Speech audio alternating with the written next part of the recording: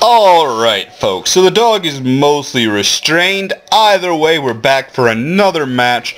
Not this time, rather once again between Tarrantius, bottom right, red Protoss, versus HasuObs, blue Protoss, top left. And this cast, I have the advantage of not having a dog treating my hand as a chew toy. I will say, it is sort of feeling funny now, but hey, whatever, it's fine.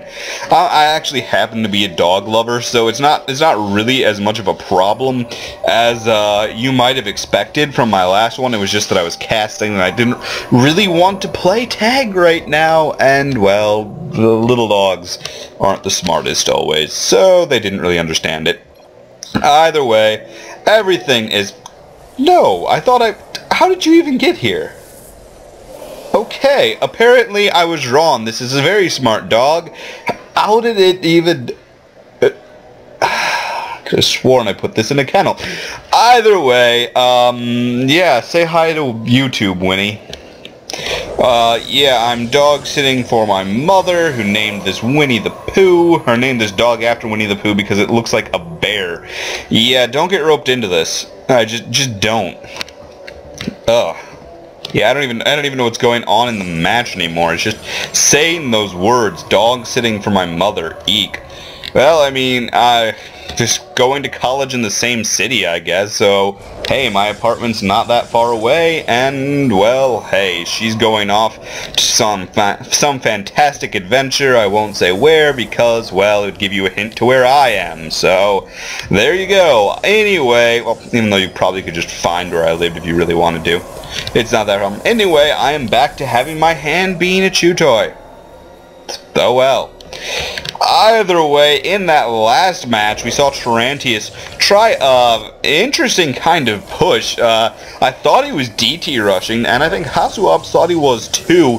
You saw him do that preemptive force field behind his ramp, or rather in front, like in this area here in that last match against any possible DT incursion. But instead he went for a Zealot Archon push off one base. Something that I must confess I've thought of in the past. I just never tried to execute it. For mostly the same reason of why it didn't work for Tarrantius. I just thought they'd just have too many stalkers. I mean, Stalker wouldn't normally be what you'd want to go, but it wouldn't take all that many, would it? Archon's strong, but not nearly as strong as you'd think, and thank God the dog has decided to go away and look at a squirrel over there. Oh my gosh. Either way, yeah, you don't honestly expect... I don't know, I just wouldn't expect a Zealot Archon. I guess it sort of made sense. The Zealots could kill everything as long as they weren't force fielded back. But good micro, well, beats everything, I guess. And that's sort of how HasuObs held some of those early moments. Good credit to him. We are actually seeing Twilight Council come down again, maybe going for that same thing. Yeah, there's the Stalker coming out. There's already a Stalker in his main base, Stalker and a Mothership core. Where's his core and his... Where is his core? What? Oh, those are... Okay, folks, I swear I've casted hundreds of games. I know colors, alright? I passed through kindergarten. Actually, funny note, kindergarten, for all of my viewers in the States, kindergarten actually happens to be a German word. I forget precisely what it means, or at least I've always been told it's German. Its origins are German.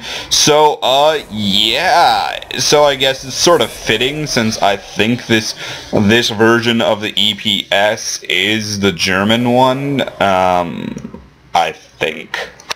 I'm sorry, listen, it gets a little hard because I download these replays a long time before I actually go through and do all these casts. And then furthermore, I don't label them. I label them like, this one is, EPS, and this one is, whatever, and this one is Zotac, so it can get a little confusing at times. What else is confusing is, okay, there's the two Stalkers. So yeah, things can be a little weird with all of this. I will say that it does seem to me that HasuObs really sort of had a good position here until this. Oracles can detect, so that is an advantage he will soon be able to use to his favor. Whether or not he actually going to be able... Yep, there's the detection from the Oracles. But it does sort of give his Oracle away, and Oracles can only detect for a small amount of time. It also takes all of the ability for him to use that Purifier Beam. Can't use it anymore, but on the other hand, he will be able to detect, well, but only for a minute.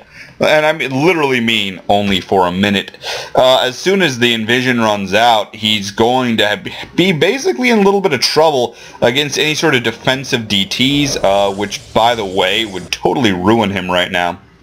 As he does scout that coming, there is another Oracle going to be making its appearance. Sort of feel like Tarrantius is going to be in a lot of trouble here. You can't really lose this expansion as long as that one's going up. He does have a single DT going to be making its way in, not going to be able to get through that.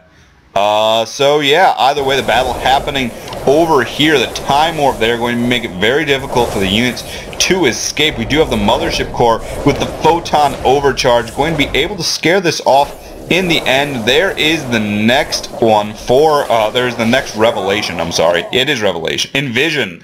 Sorry, Revelation is, I always get them mixed up, and not just in this. Like, when I'm playing a game, I often get Envision and Revelation mixed up. Like, I'll be like, okay, I'm going to scout out that I'm going to use Revelation, and yeah, I'm going to be able to see everything, and yeah, and then I hit T instead of R, and you get sort of the idea. Either way, this game is going to be moving on. I don't know really how to categorize who's ahead. I would have to say that I feel HasuObs has the lead here. It's not just a supply thing. I feel like his tech is better. He does have a Stargate. He does indeed have a robotics facility coming up. That'll be good for the observers not having to rely on the energy of the Oracles. Will allow him to harass with them, which is basically what the intent was in the first place. On the other hand, Blink and the ability to make Archons very useful, especially against Stargate and robotics tech.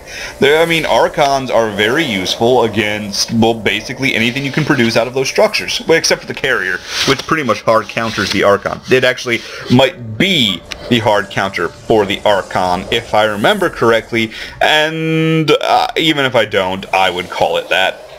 Either way, we do have a robotics bay coming up, and there is that dog barking. Feel free to ignore it because it's loud even when it's not chewing on my hand. I don't even know what it barks at half the time. That's the thing. I mean, if it was barking at like a squirrel, at least I'd understand. But sometimes it's just like barking at a wall, and I'm like, you are a stupid dog. That's a wall. You're barking at your own shadow. Just be quiet. And the dog just does not get it at all. And I mean at all. Oh well, whatever. It's cute. I mean, what more do you need, right? Cute dogs. That's its own justification. As we see a bit of a move out from both players, I feel like this is going to sort of benefit Tarrantius. No, not quite. So all of a sudden, HasuObs realizes what's going on. Is going to say Tarrantius will reach this base before he's close enough to really do a base trade. And also, base trades tend to favor the player with Dark Templar. So yeah, actually, this is a beautiful engagement. Yeah, GG. Beautiful engagement, absolutely crushing him right there. That Colossus actually would have made a big well, I don't even think it would have made a difference in this, just because he was so out of position. Oh, brilliantly played. Either way, we're going to go on to Game 3 right away.